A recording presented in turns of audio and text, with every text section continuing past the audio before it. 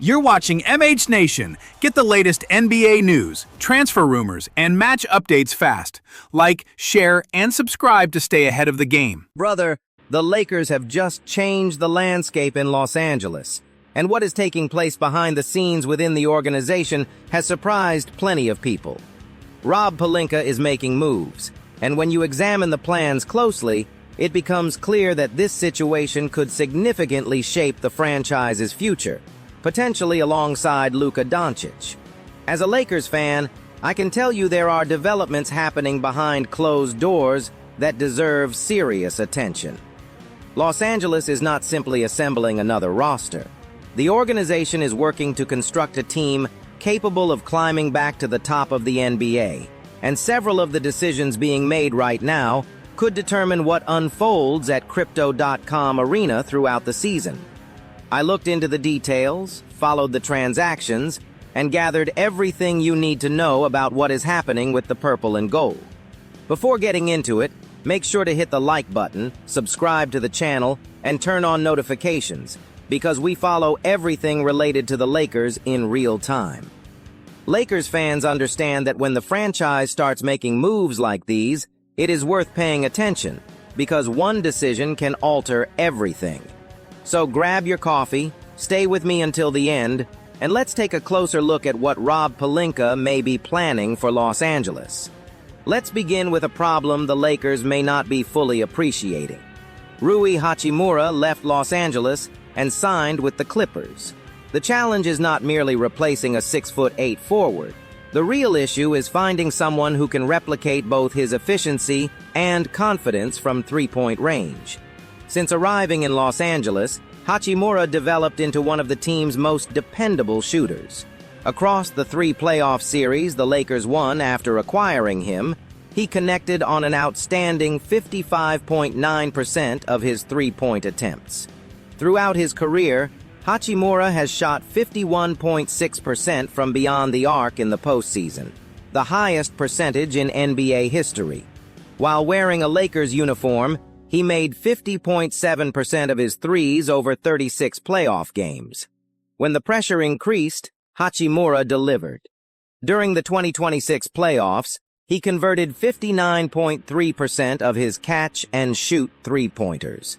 His volume also rose noticeably, climbing from 3.9 attempts per game during the regular season to 5.8 per game in the playoffs. That distinction matters because efficiency alone is not enough. A player must also possess the confidence to keep firing when every possession has the potential to decide a series. So who replaces that production? Quentin Grimes was brought in to help address that area, while Sandro Mamukelashvili and Colin Sexton may also contribute. However, there are legitimate concerns. Grimes struggled during his previous playoff appearances.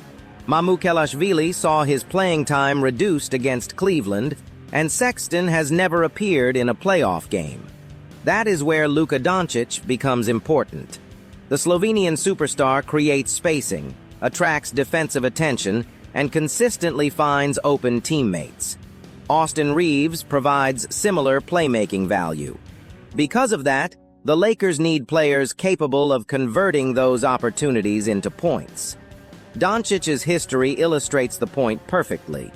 During the Dallas Mavericks' run to the 2024 NBA Finals, Derrick Jones Jr., Maxi Kleber, Josh Green, Kyrie Irving, and Jaden Hardy all shot at least 36.9% from three-point range during the postseason. For that reason, acquiring a dependable shooter should remain a major priority before the February trade deadline. Los Angeles possesses 3 second-round picks, along with a first-round pick swap that could be used as trade assets. Pelinka has already demonstrated an ability to complete deals despite limited resources. In 2026, he acquired Luke Kennard for Gabe Vincent and a second-round pick. Yet Kennard never became a high-volume shooter for the Lakers. Now, Pelinka must address that issue and locate someone capable of replacing the postseason impact Rui Hachimura provided. But there is an even more intriguing storyline developing. The Lakers are not only searching for a player who can complete the roster, they also need to create salary cap flexibility. Two names have already surfaced in trade conversations connected to that effort: Dalton Knecht and Jared Vanderbilt. A potential three-team trade proposal could ultimately bring Jonathan Kuminga to Los Angeles. The Lakers have been extremely active throughout the offseason. The team acquired Walker Kessler from the Utah Jazz, added new pieces, and reshaped the roster around Luka Doncic. However, another issue has emerged: a roster logjam. According to Evan Sidery, Los Angeles has been discussing Dalton Knecht and Jared Vanderbilt in trade negotiations. The objective is to transform those assets into a starting caliber wing, and Jonathan Kuminga remains the primary target. Reports indicate that the Lakers have already presented a formal proposal. According to Sidery, Los Angeles offered Kuminga a contract worth roughly $45 million through a sign-and-trade arrangement that would send Vanderbilt and draft compensation to the Atlanta Hawks. The problem is that no agreement has been finalized. As a result, alternative possibilities have started to gain attention. Rohan Raman of Sports Illustrated proposed a three-team framework involving the Lakers, Hawks, and Portland Trail Blazers. Under that proposal, Atlanta would receive Dalton Knecht, Shaedon Sharpe, and 2 second-round selections from 2027 and 2028 provided by Portland. The Lakers would acquire Jonathan Kuminga and Mohamed Gay. Portland would receive Buddy Hield, Jared Vanderbilt, a 2027 first-round pick swap through Atlanta, and a 2032 first-round pick swap through Los Angeles. From Atlanta's perspective, the move would represent a gamble on two promising young players in Knecht and Sharpe, while also adding future draft capital.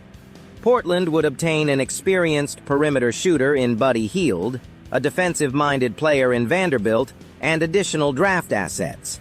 For the Lakers, the objective would be straightforward. They would finally secure Kuminga, a player who fills a position of need, while also adding Gay to the bench and reducing roster congestion. Kuminga was associated with a contract worth approximately $46 million, and Los Angeles is exploring ways to complete a deal without sacrificing too much of the roster around him. It is important to remember that this remains only a proposal. Nothing has been finalized, and there are no guarantees that such a transaction will occur. While Pelinka continues searching for a resolution regarding Kuminga, another Lakers player may be approaching an unexpected opportunity. Although most discussions revolve around Kuminga, Grimes, Knecht, and potential blockbuster trades, one player could enter training camp with almost no expectations and leave the preseason battling for meaningful NBA minutes. Amid all of these negotiations, one major question still lacks a clear answer. Who will be the Lakers' starting wing during the 2026-27 season? That uncertainty could create an opening for Arthur Kaluma. Jovan Buha discussed the possibility on his podcast alongside Trevor Lane and Sean Davis. At first, the suggestion generated laughter, because viewing Kaluma as the solution to that position seemed highly risky. However, when Buha and Lane revisited the topic on the Lakers Collective podcast, the conversation became considerably more serious. One particular detail stood out. During Summer League, Kaluma explained that he had been specifically focused on improving his foot speed. According to Lane, that effort may have been designed to address one of the primary criticisms surrounding his game. Kaluma is often viewed as somewhat slow for a traditional small forward, while also being undersized for power forward duties. Yet that weakness could eventually become an opportunity. Kaluma showed encouraging defensive ability throughout the Las Vegas Summer League. Naturally, Summer League competition differs greatly from the NBA, and the true evaluation will arrive during training camp when he is forced to compete against established veterans and elite players. There is one factor, however, that could ultimately determine his future: three-point shooting. Between the tip-off tournament and the 2025-26 regular season with the South Bay Lakers, now known as the Coachella Valley Lakers, Kaluma shot 37.8% from three-point range on 3.7 attempts per game. During Summer League, that number climbed to an impressive 50% on 5.2 attempts per contest. Now, he must demonstrate that those results were not merely the product of a temporary hot streak. If Kaluma can sustain a reliable outside shot, he could grow into a classic 3-and-D player, someone capable of defending effectively while also stretching defenses from beyond the arc. That type of role player could become extremely valuable alongside Luka Doncic. The Lakers waived Peter Seuster and used their final two-way contract spot on Kaluma, a move that indicates the organization sees real potential in the young forward. Even so, potential alone will not earn minutes.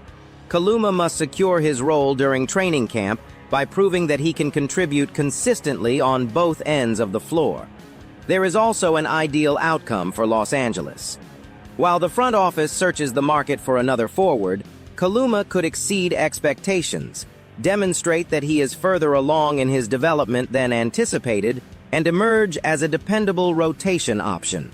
If that occurs, the Lakers may discover an unexpected answer from within their own organization.